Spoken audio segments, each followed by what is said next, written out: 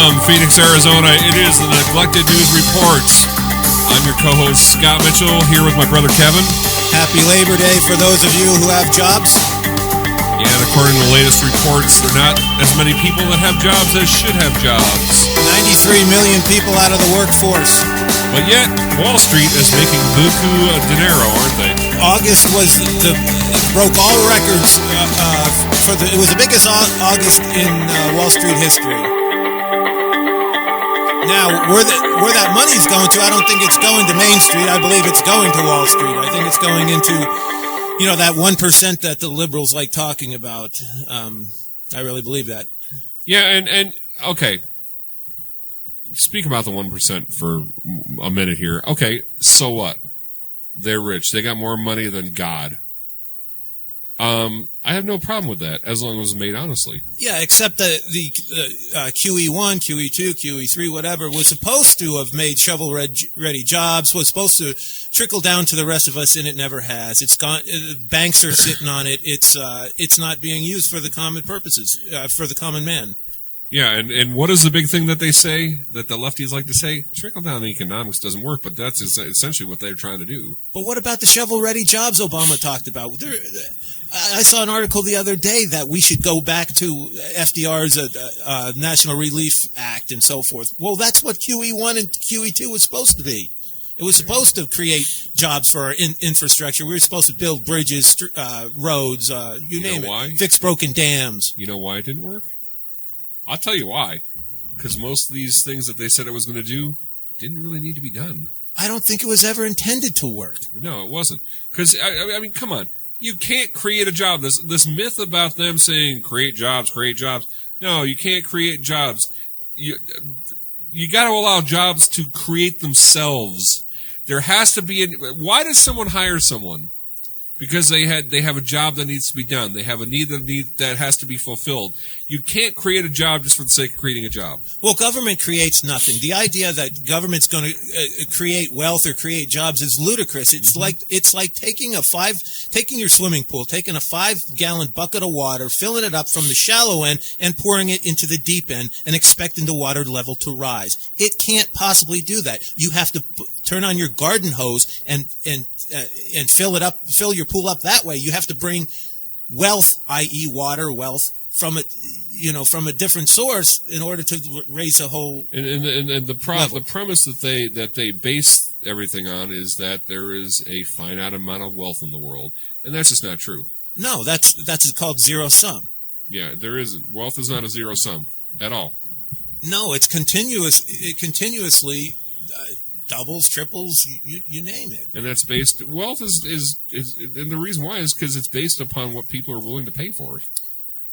For any good or service. Well, the Luddites, almost 300 years ago, were, who wrote the population bombs?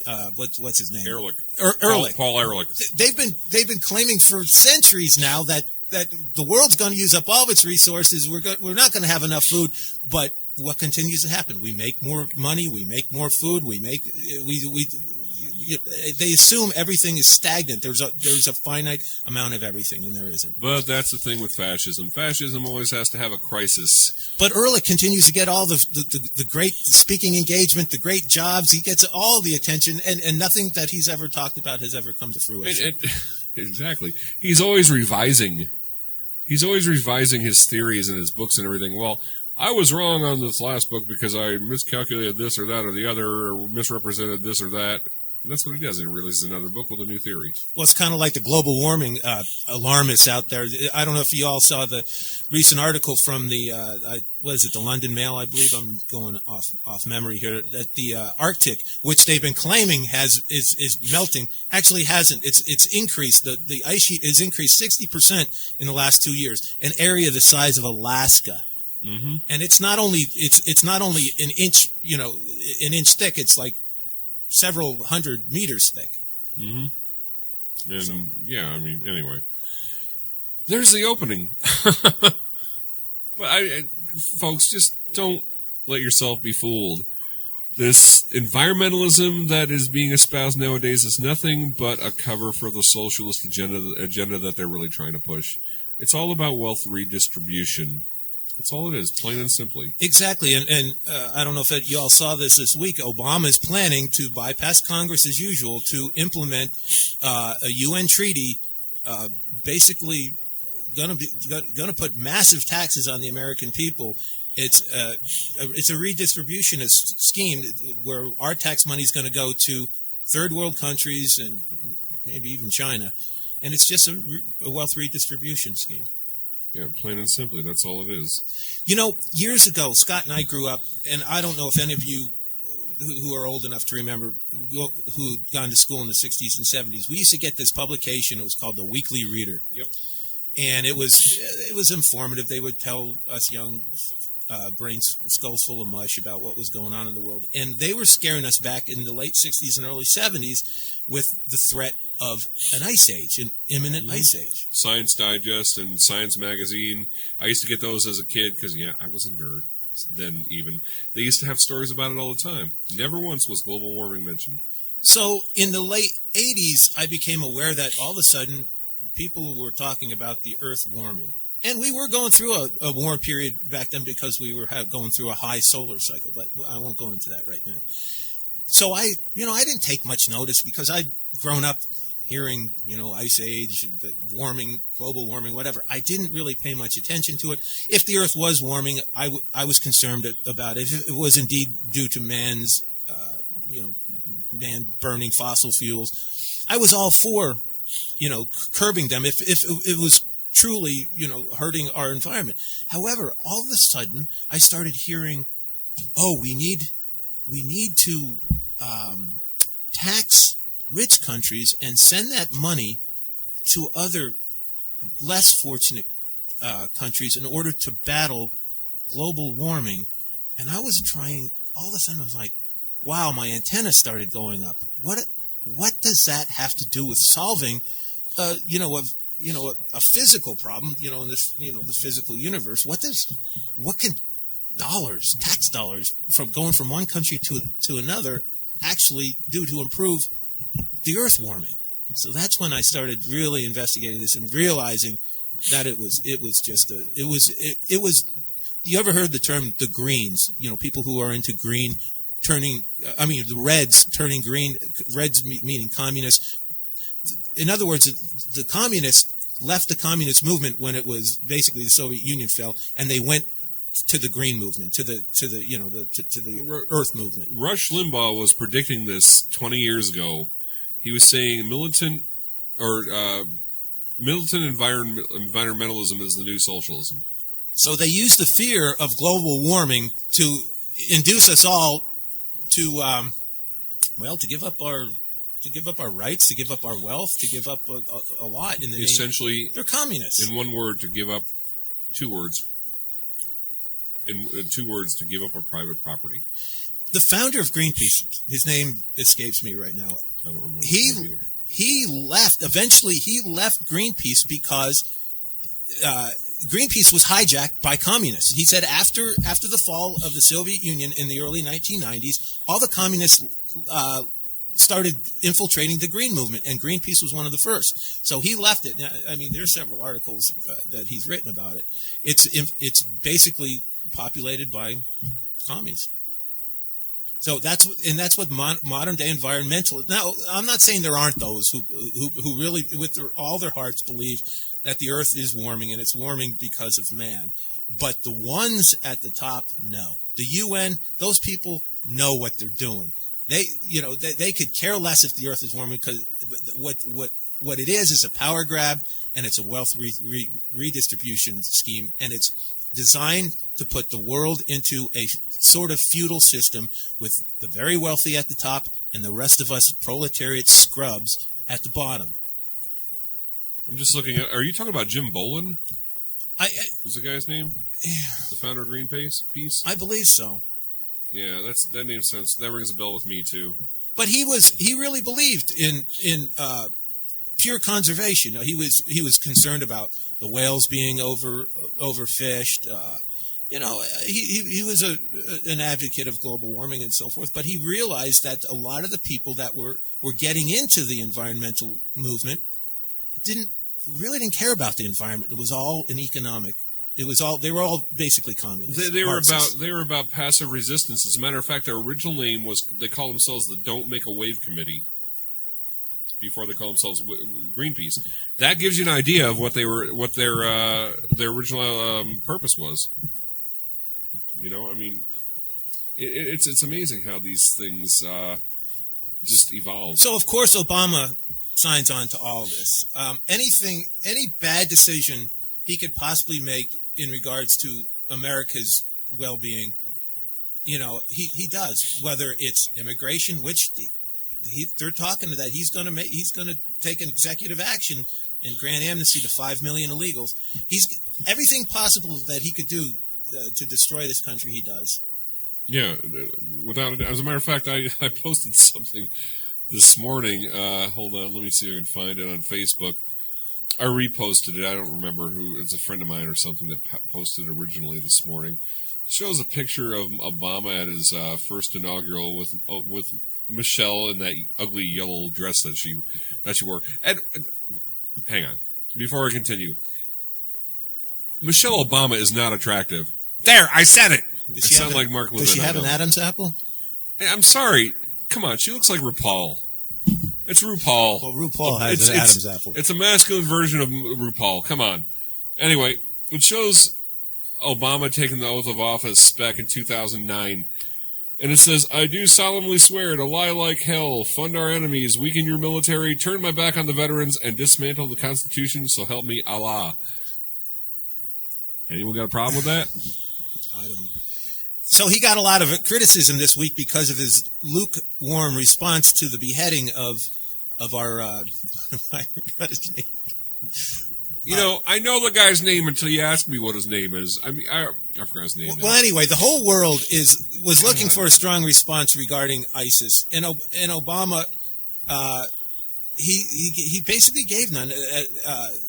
He said we didn't have a plan to combat ISIS. He had nothing really to say about Ukraine because that's not his wheelhouse. That's not in his wheelhouse. What's in his wheelhouse is the fundamental transformation of America, and that's why he gets James Foley. James Foley, yeah.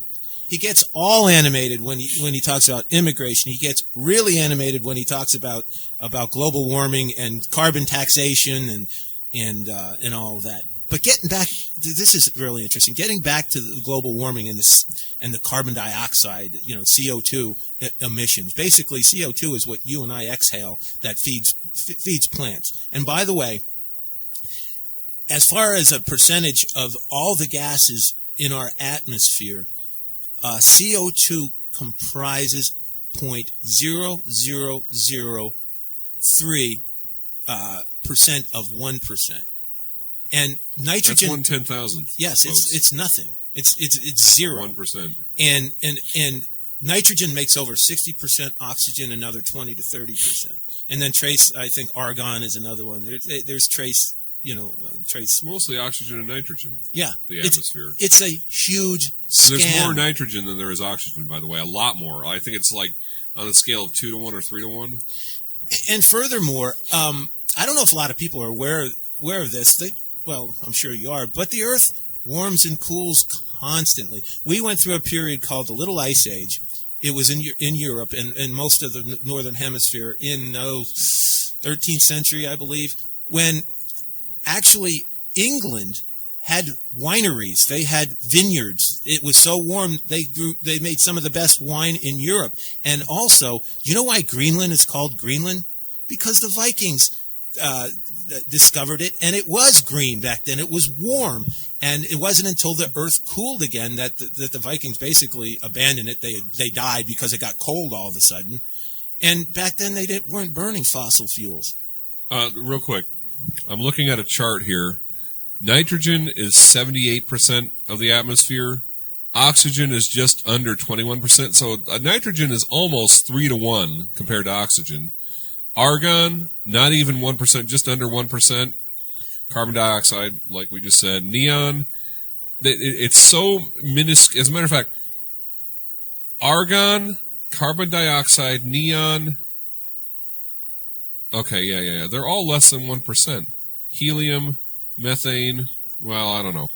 Certain parts of the country, methane proportions are higher. If you really want to look at who the culprit is in climate change, look at that glowing orb up in the sky. It goes through solar highs, solar lows. It has to do with sunspots. There's a lot of different things that fluctuate, that cause weather to fluctuate. And mostly the sun, by the way. And I've said this many times. For us to think that we are so mighty and powerful that we can affect climate to the point that they're expecting us to believe is the height of arrogance.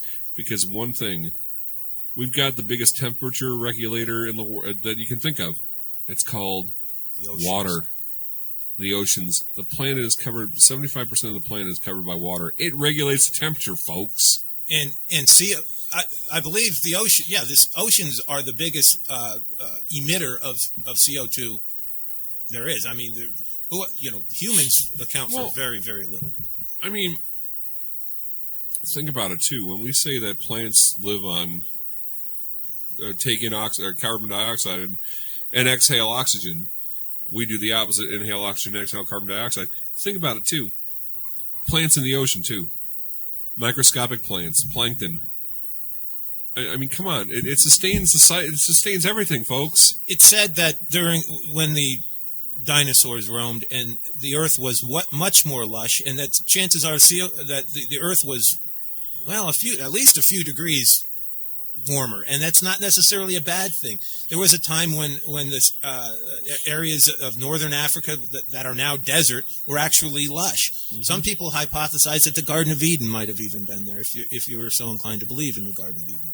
And when it came to climate change, what was the big thing what was the big thing they used to, before this climate change narrative came into being, what was it? The ozone layer, the ozone hole. I forgot about that. We had to change our whole freon. Why do you not hear about that as much anymore?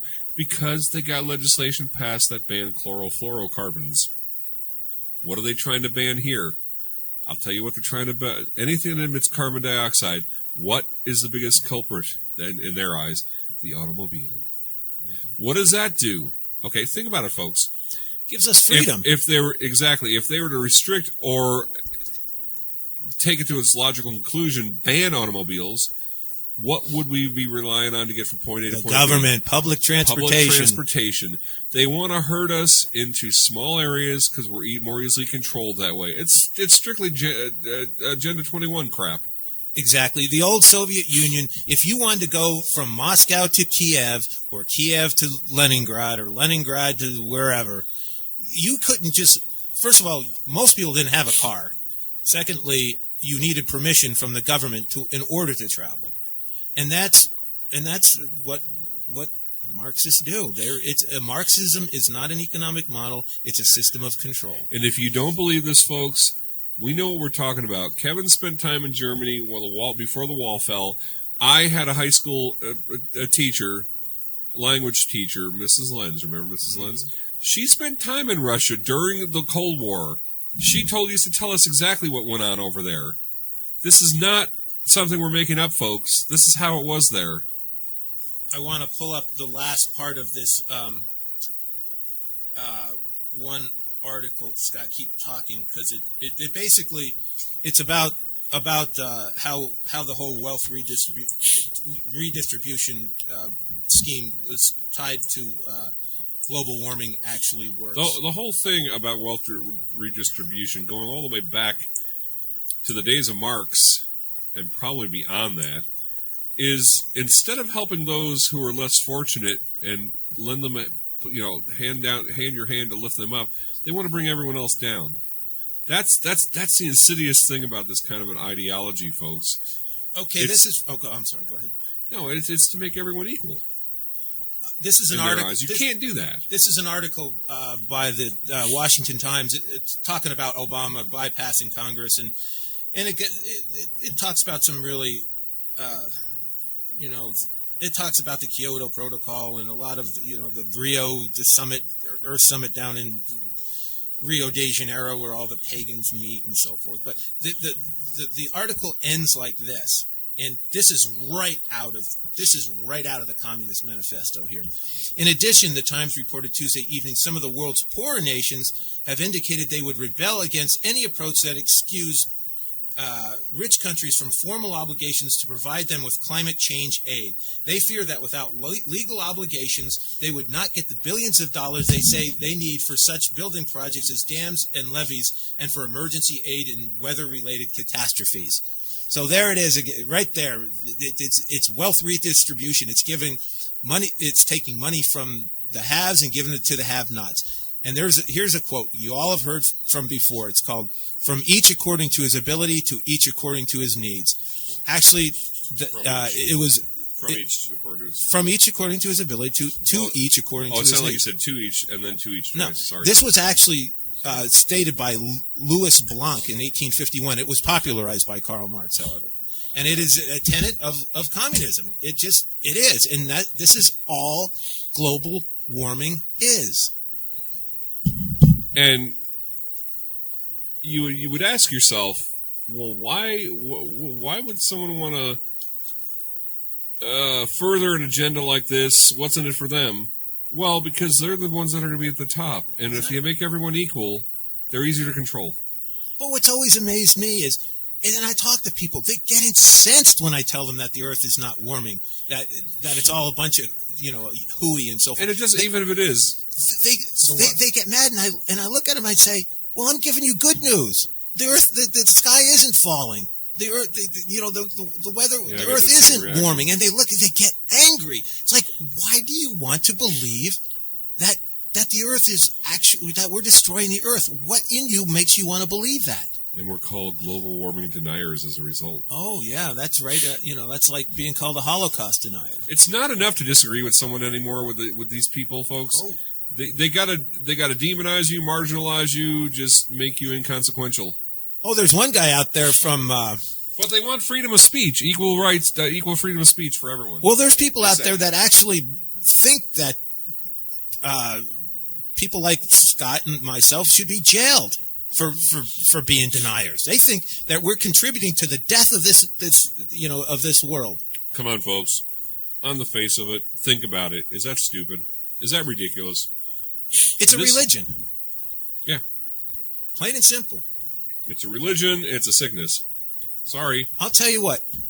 I see a lot of pagans that get more angry when I tell them that global warming is a myth and it's a figment of their imagination than I see Christians get angry when atheists tell them that Christianity is a bunch of hooey. They get more angry when you know why? Because it's religion.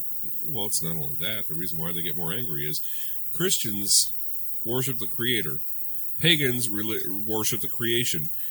And when you worship the Creator as opposed to the creation, you have more confidence, more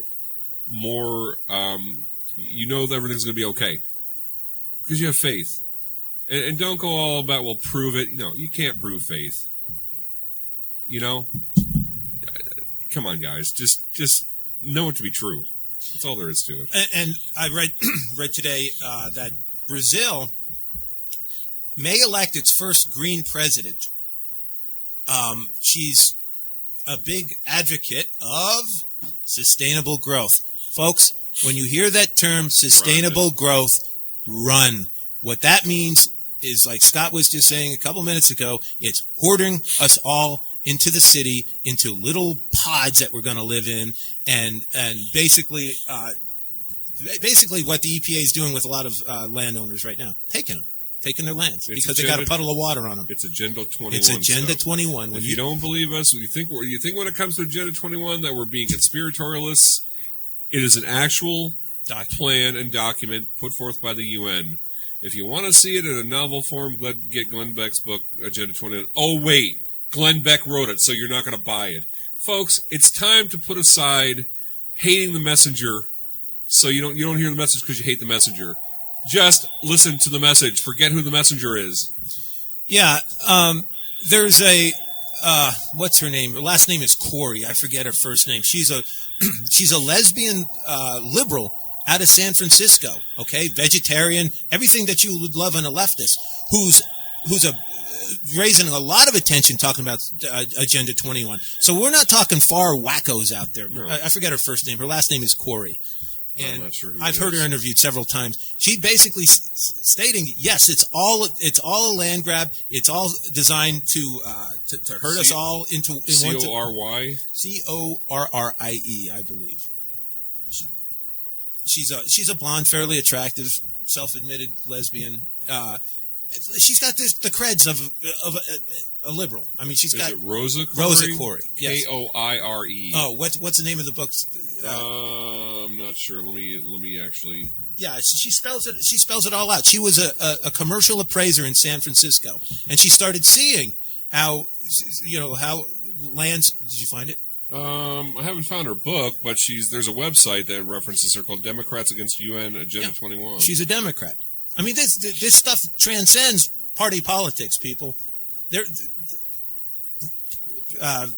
in mind that everything the UN does is designed to take personal liberties away from those who have them, and basically make us all third worlders. It's like the feudal system in the Middle Ages. And folks, just because someone calls themselves a Democrat doesn't necessarily mean they're aligned with all this, with everything that the left is pushing. Some of them are. There's some that are intelligent out there, and there's some Republicans that are leftists. I'll tell you what, if you're still thinking in that left-right Republican-Democrat paradigm, you're missing a whole lot of what's going on in the world. Behind the Green Mask. Yes. UN Agenda 21 by Rosa Corey and Barry N. Nathan. You see, she used the Green Mask. It's communism. It's almost 3 years old. It'll be 3 years old in December. And she talks about how it all starts at your city, at the city level, the town level. And she said the only way to, and a lot of the people that are implementing don't even realize if you say Agenda 21, they don't know what you're talking about. However, if you say sustainable growth and smart growth, there's another term. Things like the smart meters that you have on your house. Yeah, exactly. They're going to be used as a prison for you one day. You can't not have them put on if you want electricity, unless you want to get off the grid. But then the energy Nazis come out after you. Because in Phoenix, solar energy is a big deal. Mm-hmm. There are dozens of companies that are pushing solar panels. A neighbor 4 doors down from me on the corner has them on her roof. I've considered it myself. Do you know, even if you generate enough electricity to sustain your household, you still have to pay APS, Arizona Public Service, or Salt River Project here in Arizona. You still have to pay them a monthly fee. It's still probably lower than you would pay if you got it directly from them, though, wouldn't it be? Probably. I would guess so. Why? That's the thing. Why? I don't know. Because the Corporation Commission probably says you have to. You should be able. I thought all the unused electricity that you produce, you can sell off. I was under that. I was under that impression too. I don't know. I don't know.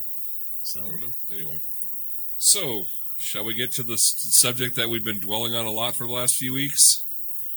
ISIS. Ooh.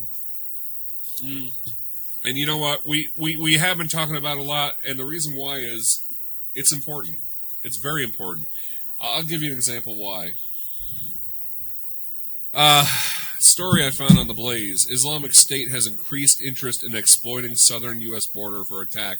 Local law enforcement bulletin. Basically, I'm not going to read the whole thing, just a little bit.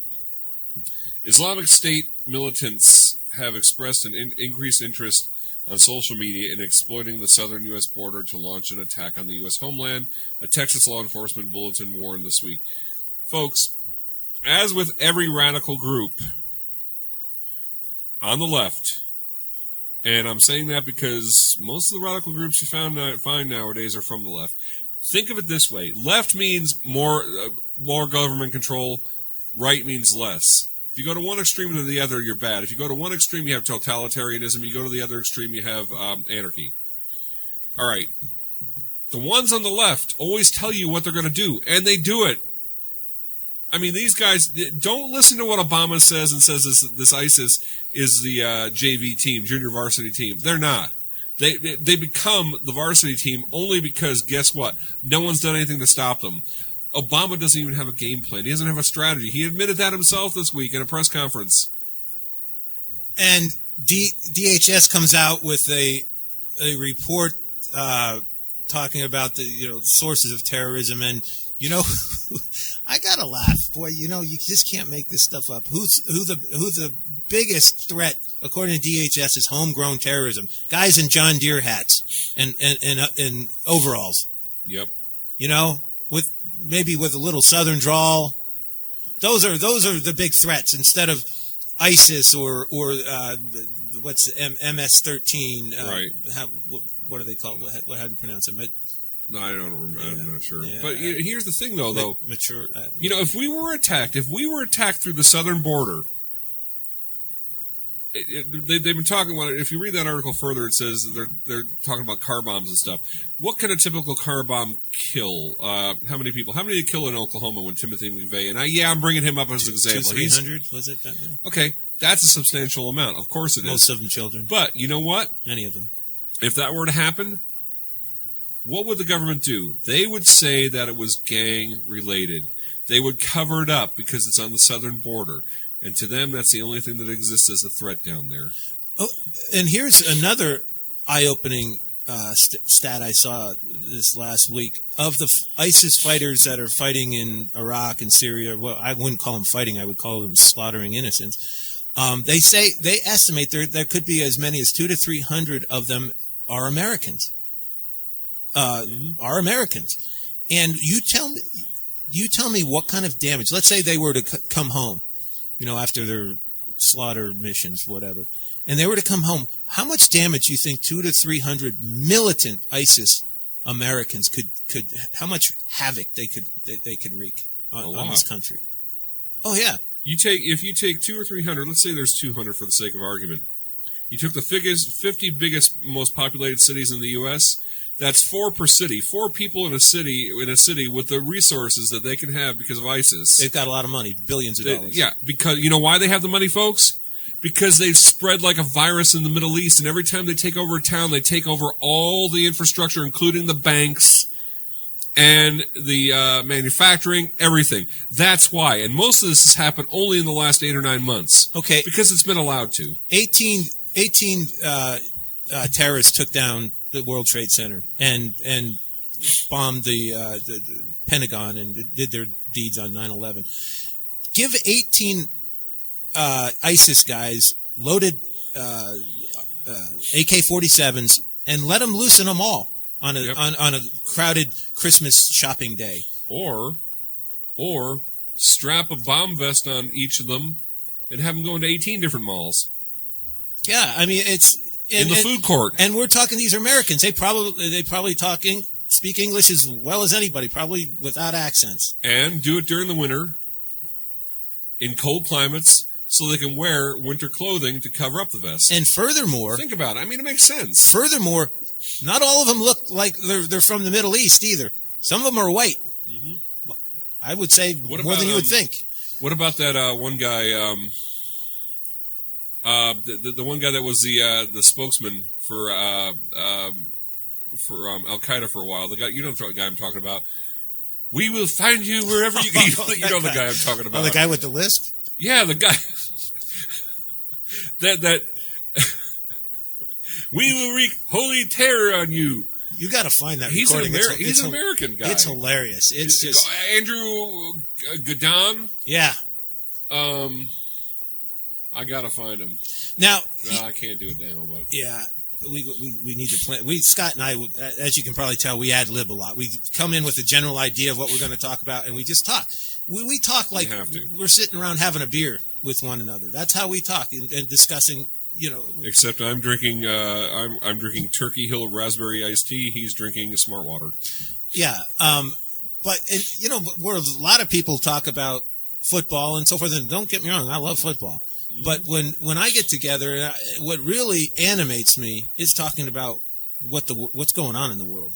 And what Scott and I are doing right now, we do all the time. He called me up this morning. We probably went on about a half-hour rant. Yep.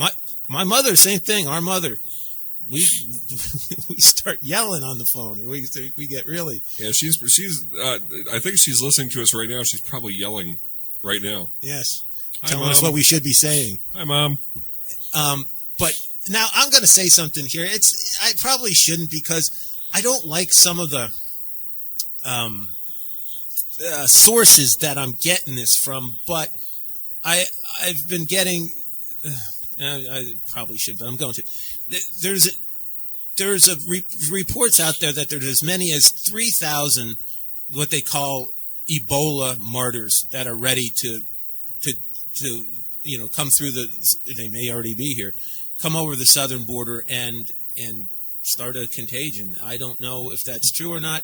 No, but it basically, it tells you what kind of threat we face because of our borders. Yeah, I mean, and instead of doing what needs to be done, you've got cities like Riverside, California, tried this week to pass a law to make them a sanctuary city for refugees coming across the border.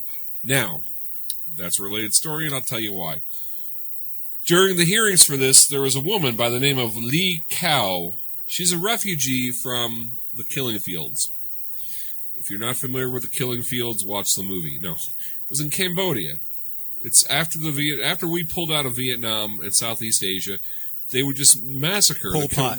Pol Pot and the Khmer Rouge would massacre thousands upon thousands of civilians just cause. That's the only reason. That's communism for you. Exactly. That's what they do. That's what they're good at. This woman got up in front of the whole crowd there, and I listened to the videotape. Or the video of it, and she said, look, I am a refugee. I had to wait until I was approved to come to the U.S., but I was a refugee trying to get out of that country alive, and I had to wait for clearance. I am a refugee. To call these people refugees is ridiculous. It is the utmost of folly to call them that and label them that. But that's exactly what the left does. They sugarcoat soft sell things like this. It's like, okay, think about it this way, folks. Isn't it more acceptable to refer to someone as gay than it is to say homosexual? Isn't it more acceptable to say pro-choice instead of baby killer? Well, it's okay for the left to say baby killer if you're returning from Vietnam. But, Ask John Kerry. Exactly. That's what they do. They sugarcoat it, soft pedal this so it's more acceptable, and then eventually people accept it. Would they have to, would Riverside, California have to make their city a sanctuary city if what these quote refugees were doing wasn't against the law? No. Look up the concept of a city of refuge. It's in the Bible. Sorry, you lefties out there, but yeah, there is a concept for it, but it had to do with people who were fleeing after committing manslaughter. It was give them refuge until things could be sorted out, basically. These guys are not refugees. They're lawbreakers. That's why they have to pass a law to give these guys sanctuary. And as far as them being children, I've seen some pictures. There's a lot of gray-haired children in some of those pictures. Was that mayor of that one town in Massachusetts saying that they got these so-called students that are coming in to trying to get an education that get more wrinkles than she has around her eyes and have gray hair at their temples? Oh, what did Governor Moonbeam say the other day? He welcomed them all to California. He's an idiot. Oh, Governor Moonbeam is Jerry Brown. How did he get that name anyway?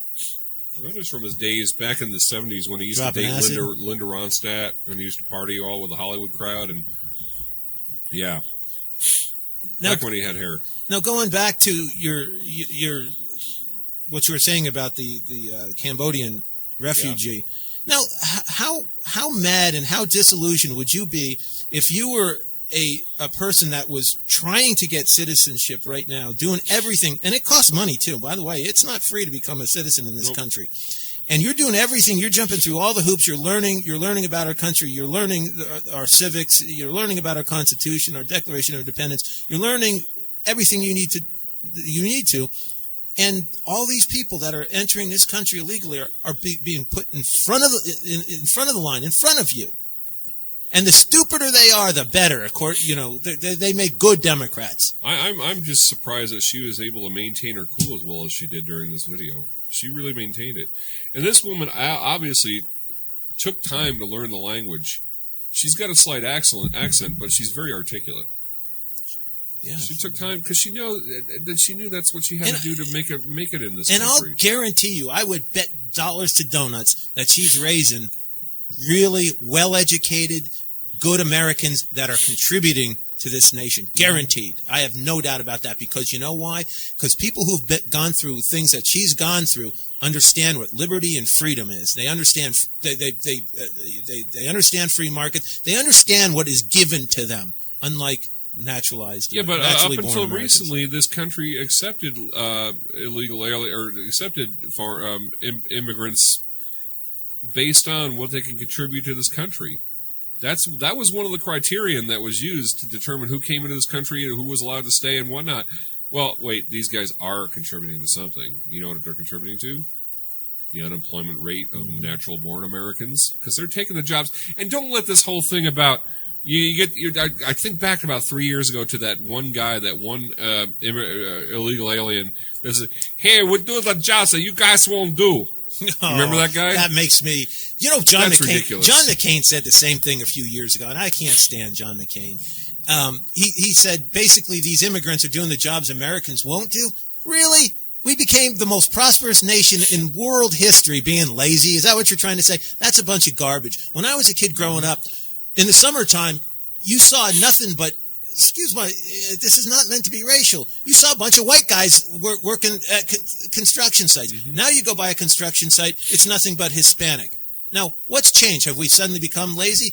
No. They've driven the wages down. Mm-hmm. You can't afford to feed your family anymore, working the construction job. And I'm right now at the building I work out of, they're doing some construction, and the crew, I walk by them every morning as I'm going into the building, and it's like they all speak Spanish, but I'm looking at the foreman. He's a white guy. Now, here's what I draw out of this. Number one, these guys are speaking Spanish all the time. What about the white people that they work with, the natural-born Americans? Do they speak Spanish? I kind of doubt it. I don't know a lot of white guys in Arizona that speak Spanish. I know some, but not a lot of them do. Plus, so how do they communicate with each other? What is something that they're doing some very, very dangerous work and they have to communicate? They can't do it. They need someone to interpret. Now, does the foreman speak Spanish? Possibly, but if he doesn't, he's got to get someone to interpret. It just reduces productivity and efficiency. One of the biggest questions our founding fathers had was, what language were we going to speak? I said language. I didn't say languages. It almost became German. It almost became German. Yep. And by the way, did you? This is a little known fact. I don't know if you know this, Scott. In World War I, when we first entered the war, the French would have German prisoners of war, and apparently the Americans were real popular with the German POWs because the Americans spoke German as well. That was their second language. They right. spoke English as their primary language, but it was the second language that they spoke at their home. We're not saying, if you're Hispanic that you can't speak Spanish. But that's how always whenever any bills or laws come up for a vote for English as the official language come up, that's the thing they say. You're trying to take away our culture, trying to take away our language. No, we're not. I'll never forget in third grade. This was in 1969, back when we had common sense. There was a kid who came from the Dominican Republic. He spoke not a lick of English, and he showed up at the beginning of the school year. Talking about the Batista? Batista, yeah. Peter Batista? Yeah. You know, by the end of the school year, that kid was speaking English almost flawlessly. Yeah, no accent. Yeah. I remember the guy. I remember him very well. But that's how they did it.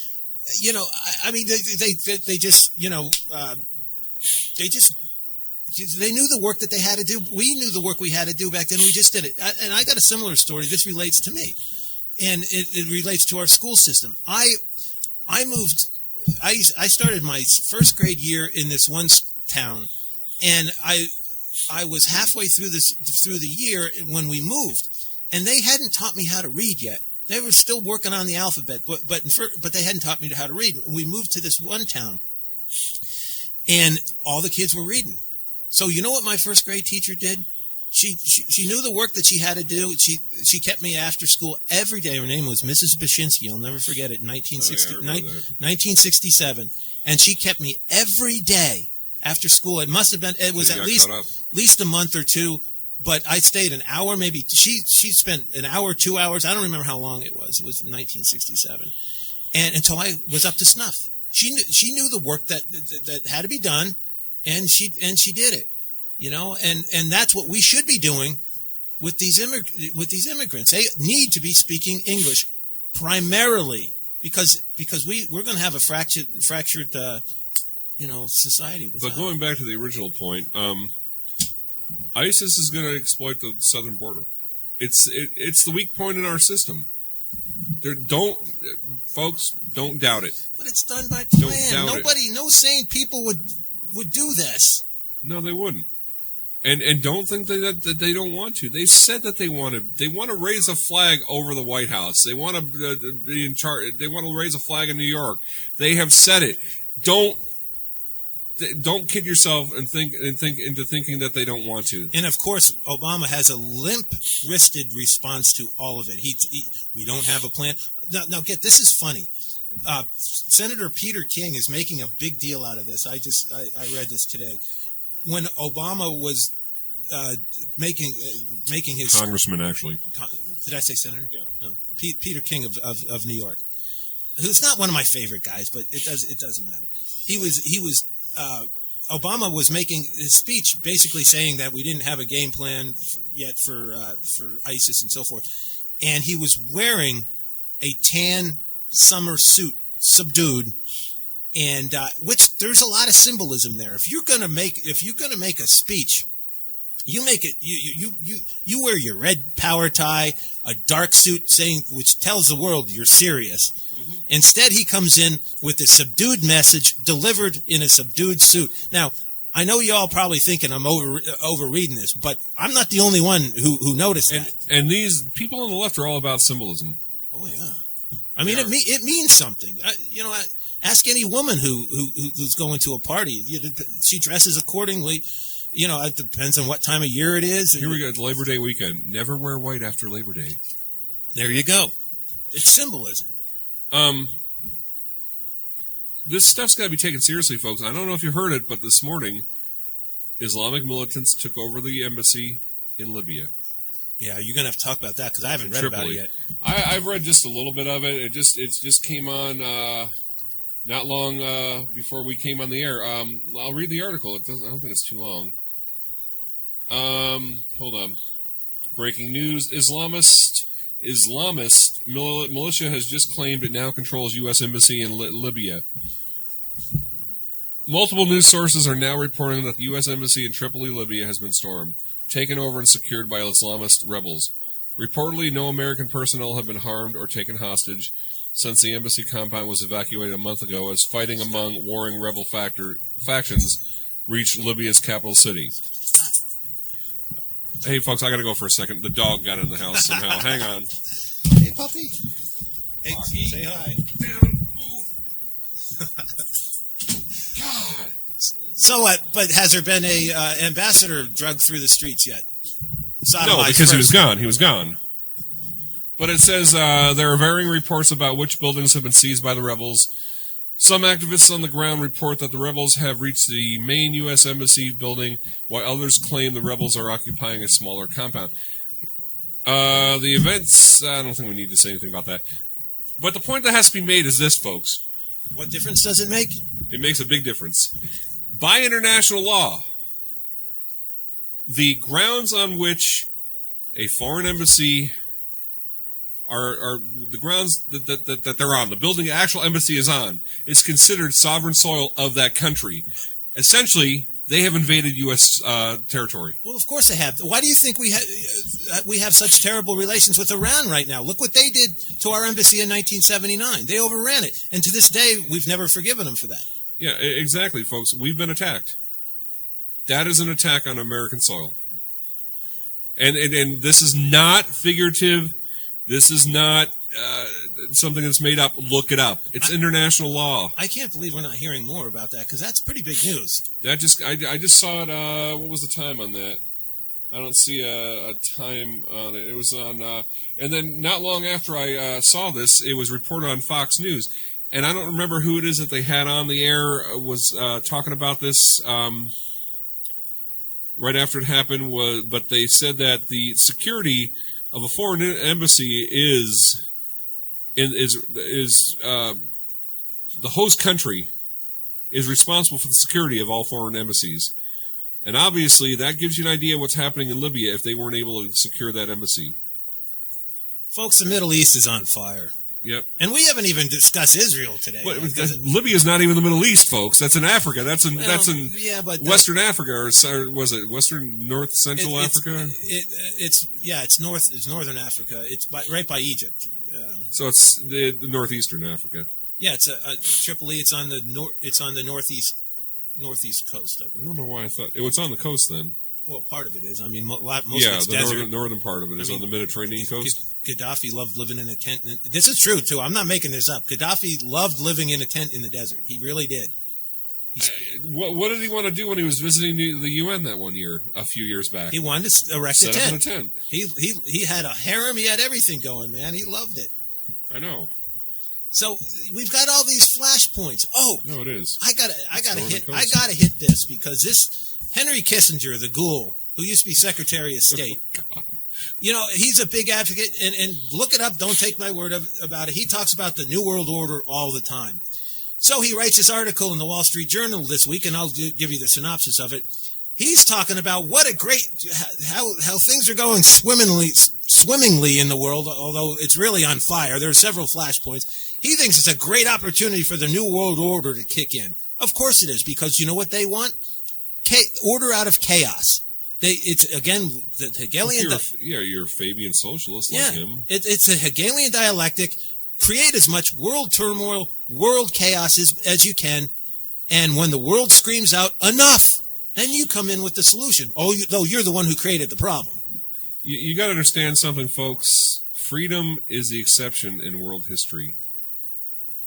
The U.S. is the biggest exception that there's ever been. If you want to preserve your freedom, you got to be aware of these things. You have to read your history. I work with this one guy that's 30 years old, and if it hasn't happened before 1984 when he was born, then it's of no use to him.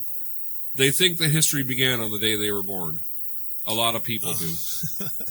I like to play trivia, and it used to remind me. There used to be this one guy. He was probably 10 years younger than me, and I used to clean his clock with trivia, and he'd look at me and he'd say, "You're good at this stuff because you're older than me."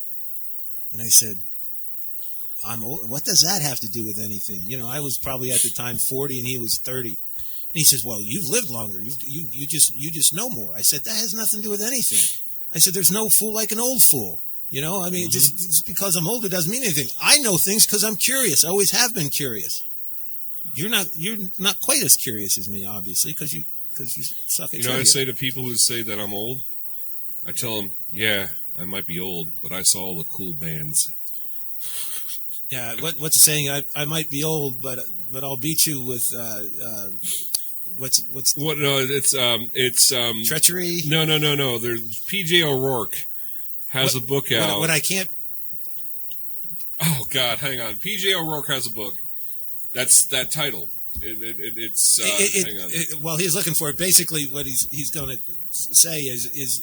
Yeah, I might be old, but you know what I lack in. Well, it's not so much that he says he's old, but hold on, I got to find the book. I've got it. It's a compilation of all of his best articles. He's kind of fallen out of sight recently. I don't hear so much about him.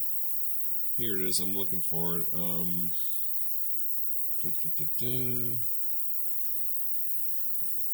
Okay, age and guile beat youth, innocence, and a bad haircut. 1995, is that it? Yes, basically. Yeah, that's 1995.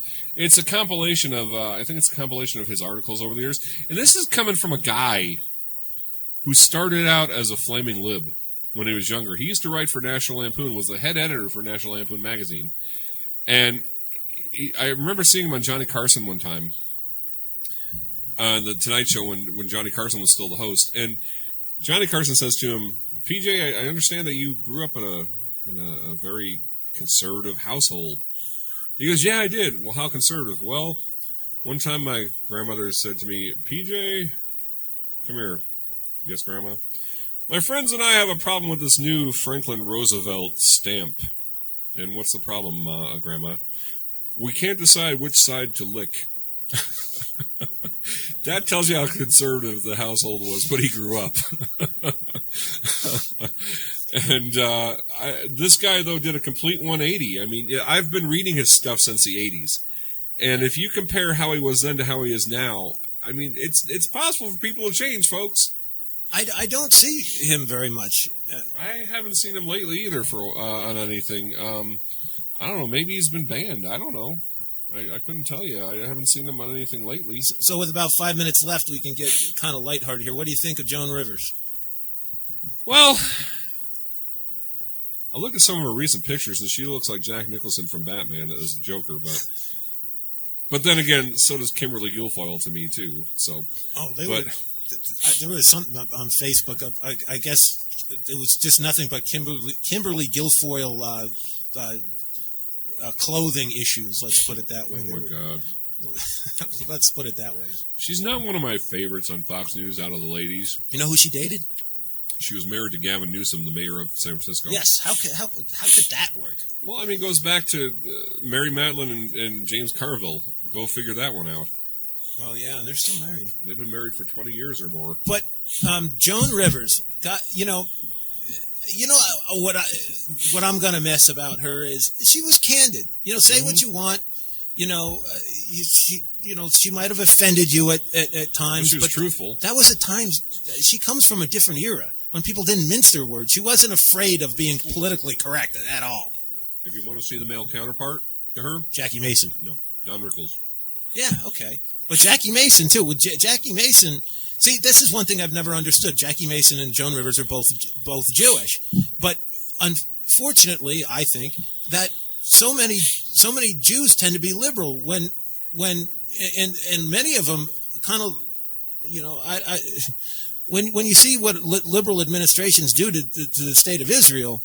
But but that going to that point though, I've been reading a number of articles lately how a lot of Jews in Hollywood are just they don't like what the administration's stand is on the war with Hamas. They're really down on it, and they were really coming up against Penelope Cruz and her husband Javier Bardem. Mm-hmm. Was it Javier? I don't know. Javier Bardem. I know he was. I mean, they were really coming down on them. No they didn't like for it. Old Men, is that he started? I don't know. I never heard of the guy. I've heard he was in No Country for Old Men. And they're really they've kind of been they're almost like pariahs now. I mean, look to see if they get any decent movie roles. But you're seeing some strange bedfellows recently when it comes to Israel. I saw Bernie Goldberg. I mean, not Bernie Goldberg. Bernie Sanders. Yeah. Is he Jewish by chance? Probably. Maybe that's why he was back in Israel, which typically isn't a very liberal stance. But so. Let me see. I'm looking him up. He might be. I mean, the thing about him though is he might be a lefty. He's admittedly a socialist, but he's honest about it. Yeah, his parents were Polish Jewish American or immigrants, but he's honest about it. Dennis Kucinich, same thing. Yeah. They tell you exactly who they are. I don't have bones with those guys because they are who they are, and I know who they are, and there's no surprises there. The people I have problems with are on the Republican side: Lindsey Graham, John McCain. You don't know where those you don't know where those guys are. That's why I left the Republican Party. Yeah, I have yet to do. The reason why I haven't left yet is because of laziness. I still have to change my affiliation. I changed mine. I got to do it. I just got to do it. So are we going to get the same crap sandwich served up to us this next election? We're going to have Mitt Romney and Hillary? Like I said before, I have a buddy that says, hey, if voting was so important, they wouldn't let us do it. Exactly. So, we don't have anything to say with who becomes president in this country. No. I firmly believe that. If that makes me a radical conspiratorialist, fine, whatever. All right, folks. Well, that wraps it up for another show. We usually are on at the same time on Saturdays, but we had to postpone it and push it back a day because I had a golf tournament. Yeah, he actually did quite good. Came in third place, shot a 59. Was that 9 or 18 holes? That was 18. Yeah, Mom and I were talking about that yesterday.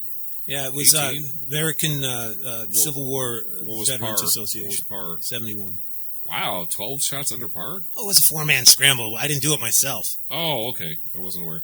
All right, folks. We will see you next Saturday at 2 p.m. Eastern, 11 Pacific. Until then, bye-bye. Adios.